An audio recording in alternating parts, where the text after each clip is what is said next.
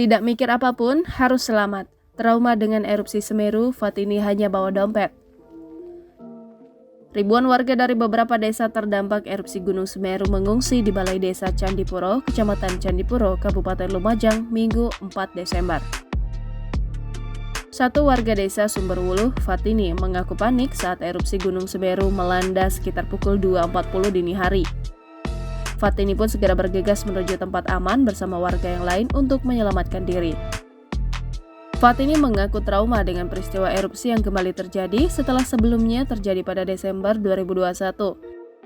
Ia melanjutkan ketika mendengar kabar ada erupsi langsung tidak mikir apapun, yang penting harus selamat.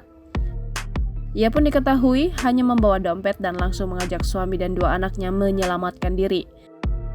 Sementara itu, Bupati Lumajang, Thorikul Haq menegaskan akan memberlakukan status tanggap darurat selama 14 hari.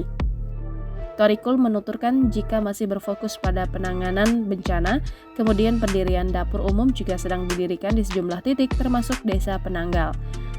Thorik mengatakan pihaknya masih akan terus melakukan pemantauan di sejumlah titik terdampak. Diketahui hujan abu akibat awan panas guguran Gunung Semeru sudah tiba di Malang. Kabid Kedaruratan dan Logistik BPBD Kabupaten Malang, Jawa Timur, Sudono mengatakan ada laporan dari warga di Kecamatan Ampel Gading, hujan abu vulkanis sudah muncul. Kendati demikian, Sudono memastikan tidak ada kerusakan atau korban jiwa akibat hujan abu vulkanis di Kabupaten Malang, Jawa Timur. Sebanyak 1.979 jiwa mengungsi di 11 titik setelah terjadi di awan panas guguran dan peningkatan aktivitas vulkanik Gunung Semeru, Lumajang, Jawa Timur, Minggu 4 Desember.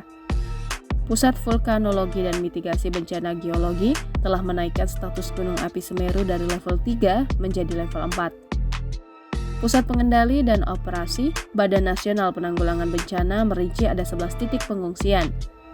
PLT Kapus Datin BNPB Abdul Muhari mengungkapkan, berdasarkan informasi terakhir, belum ada laporan mengenai jatuhnya korban jiwa. Tim gabungan dari BPBD Kabupaten Lumajang, Basarnas, TNI, Polri, relawan, dan lintas instansi terkait terus melakukan upaya penyelamatan, pencarian, dan evakuasi. Selain itu, pihaknya juga membagikan 10.000 lembar masker kain, 10 lembar masker medis, dan 4.000 masker anak untuk mengurangi dampak resiko kesehatan pernafasan akibat abu vulkanik. Abdul Muhari menambahkan untuk sementara pendirian dapur umum sedang dalam proses oleh PMI dan Dinas Sosial.